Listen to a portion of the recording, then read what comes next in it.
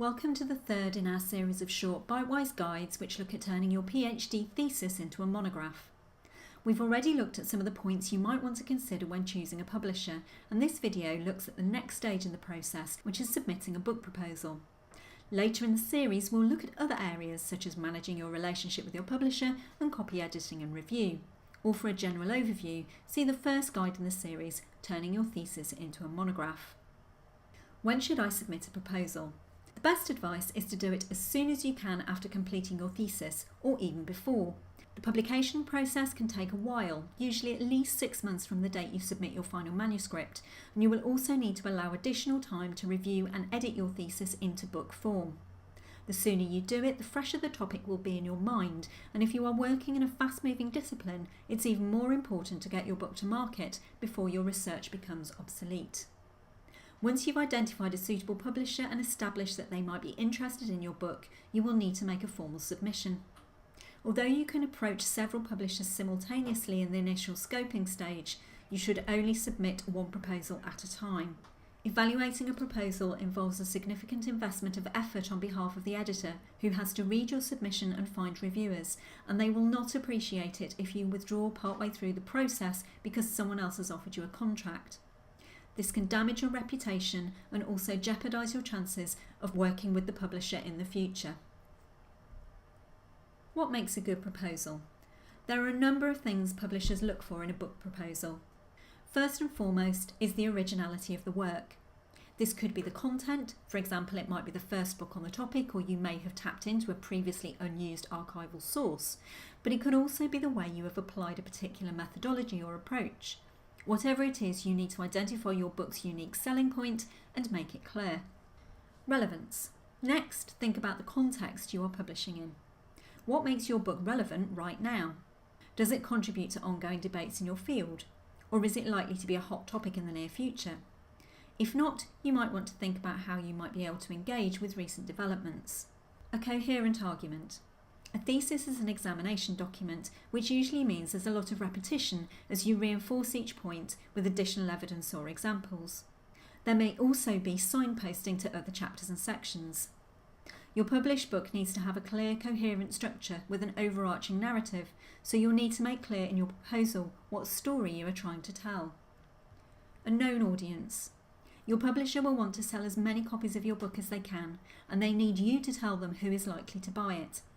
As a result of budget cuts, very few copies are now sold to academic libraries, so you need to identify other avenues for potential sales. For example, are you, or anyone else, teaching a module on your topic and likely to add it to a reading list? Or does it have a wider popular appeal? Suitability. Last but by no means least, does your book complement your publisher's existing output? And what else have they published in your field? Try looking at the latest version of the publisher's catalogue to see if there is an obvious place that your book would fit. It's also worth seeing if there is an existing series that you might be able to slot into. What do I need to include in the proposal? Most publishers are quite prescriptive about the information they want to see as part of your proposal.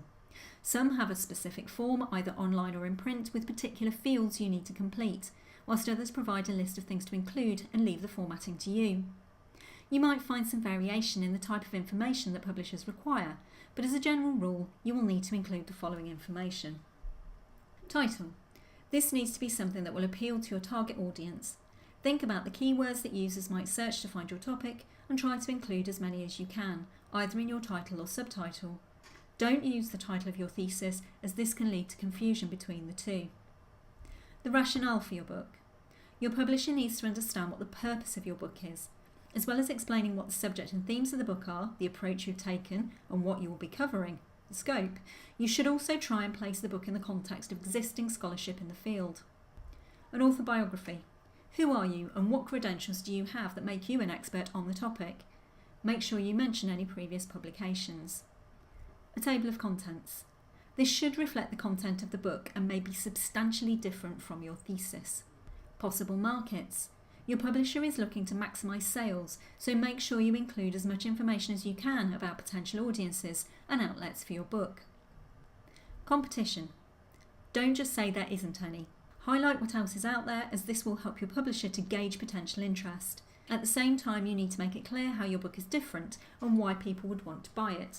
What gap or niche will it fill? Timeline. The publisher will usually ask you to estimate when they can expect to receive the manuscript. This should be as soon as possible, but try and be realistic, especially if you are expecting to make substantial revisions to your thesis. Overall, be as thorough as you can in your responses, but keep it relevant and make sure you stick to any maximum word counts. What else do I need to submit?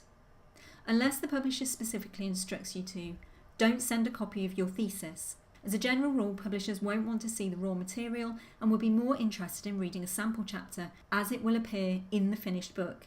They may also ask for a detailed outline of what will appear in the remaining chapters. Some publishers will also ask you to submit a copy of your CV, and you should always include a covering letter tailored to the publisher explaining why you think they are particularly suitable to handle your book. Finally, double check the author's guidelines to make sure you've included everything your publisher has asked for before submitting. Where do I send it? Again, this varies from publisher to publisher, but in most cases you will need to submit the proposal to the editor who covers your subject area. In a very small press, there might be a single point of contact, but some of the larger commercial publishers and university presses employ hundreds of editors.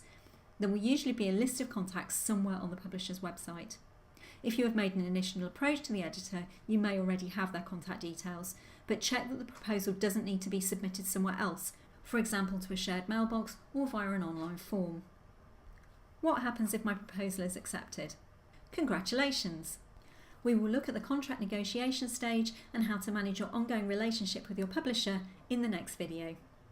Thank you for listening to this short BiteWISe guide, and look out for more videos in the Thesis to Monograph series.